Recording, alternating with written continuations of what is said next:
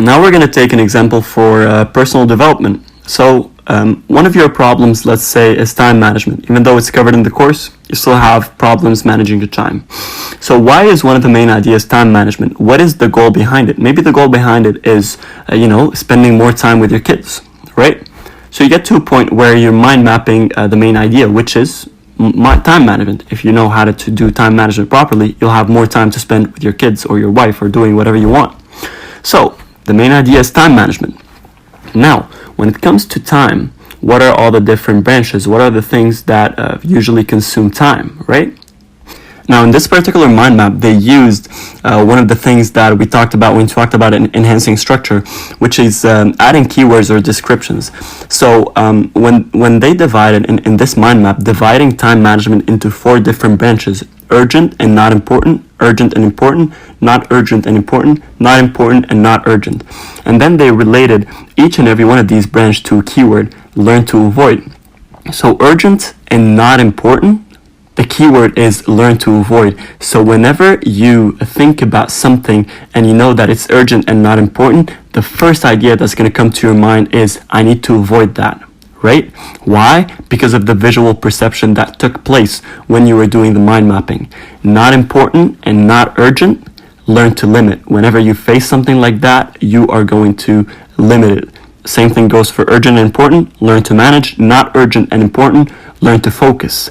And then after writing these keywords that would help with the branches, they didn't just help with the branching, they also help with the sub-branches, because not important and not urgent, you know that you need to limit them. And then you thought about, what are the things that are not important, not urgent? What are the things that I think I need to limit in my life? And then you start thinking about them, or time wasters, entertainment, pleasant activities.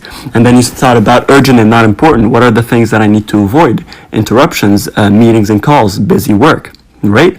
So when you thought about the main idea, which is time management, you want to work on self-improvement, you want to work on your time management, and then you said, well, there are 4 different tasks that I have in my life that I work on. Some of them are urgent and not important, some of them are this and that, and you figured out all the different branches.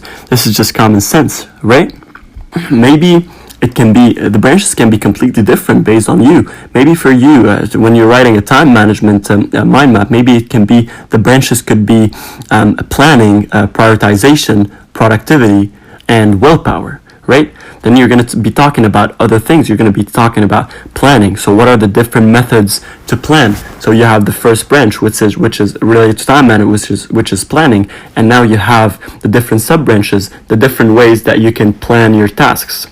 And productivity, for example, that's another branch related to time management. So now you need to know, what are some ways that can make you more productive? You write the sub-branches and you see, for example, which one of these would actually work for you.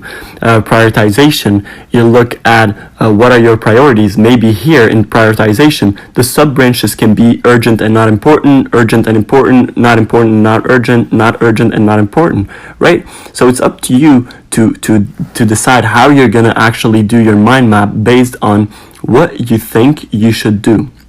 If you think that time management for you, the problem in time management is you not being able to plan effectively and you not be able to prioritize what you need to do, then your mind map needs to tend towards whatever you're not actually getting, but you're aware that these are problems. And even if you don't, always going on Google, for example, if you know that time management is an issue that you're facing and you want to do a mind map, you don't want to follow a mind map that somebody wrote, you want to follow your own mind map.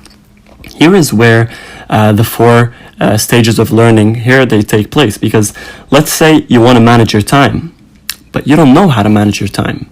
You hear some people talking about planning, but is it enough? You didn't know about prioritization. You didn't know about willpower. These are things that you didn't know, right? That's the first stage. That's right here, your unconscious incompetence, right? But then you do Google research and you figure out some things and it rings a bell. Oh my God, these are things that I don't have, or these are things that I never do. And these are things that are crucial for time management. and you're in step number 2, conscious and competence, right? And then you move to step number 3, and here, right here, you're going to start writing your branches, right? And then you're going to get to step number 3, and you're going to realize you're going to have a conscious competence where you're going to realize what your branches are, what are the sub-branches, what do I need to work on in order for me to achieve these branches and eventually conquer time management.